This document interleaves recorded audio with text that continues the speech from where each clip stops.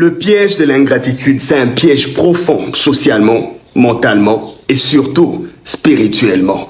Il déséquilibre les relations socialement, il nuit à la crédibilité, il détruit la confiance mentalement, il pervertit les esprits, la malice, la fourberie, le mensonge. Oui, beaucoup d'ingrats sont des personnes déséquilibrées mentalement, qui n'arrivent pas à faire face à la réalité et à la vérité, qui ne sont pas honnêtes pour rendre le bien qu'on leur a fait, en se sacrifiant aussi, comme celui qui leur a fait ce bien s'est sacrifié. En réalité, les ingrats sont bipolaires. C'est conçu scientifiquement. Ils trouvent des fausses raisons pour se convaincre de ne pas faire ce qui est bien.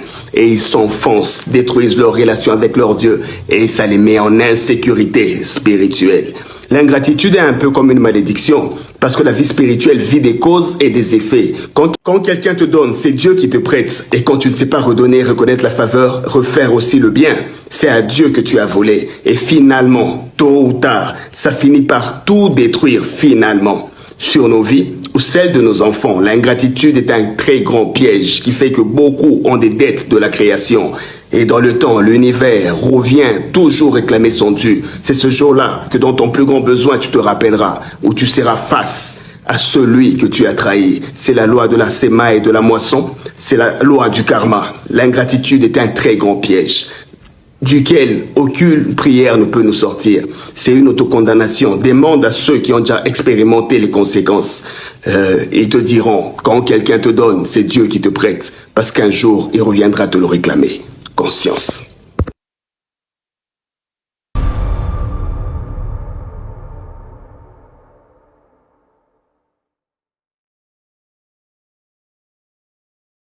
Le piège de l'ingratitude, c'est un piège profond socialement, mentalement et surtout spirituellement.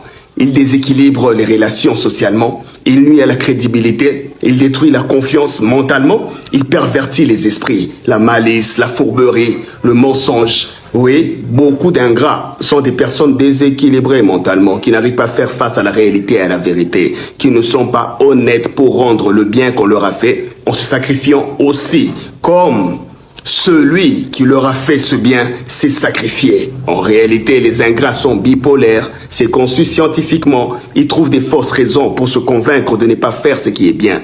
Et ils s'enfoncent, détruisent leur relation avec leur Dieu. Et ça les met en insécurité spirituelle.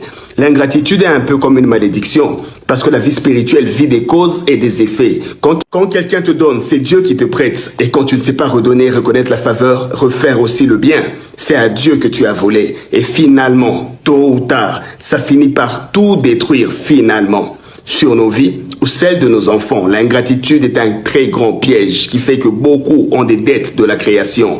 Et dans le temps, l'univers revient toujours réclamer son dû. C'est ce jour-là que dans ton plus grand besoin, tu te rappelleras, où tu seras face à celui que tu as trahi. C'est la loi de la séma et de la moisson. C'est la loi du karma. L'ingratitude est un très grand piège, duquel aucune prière ne peut nous sortir. C'est une autocondamnation. Demande à ceux qui ont déjà expérimenté les conséquences.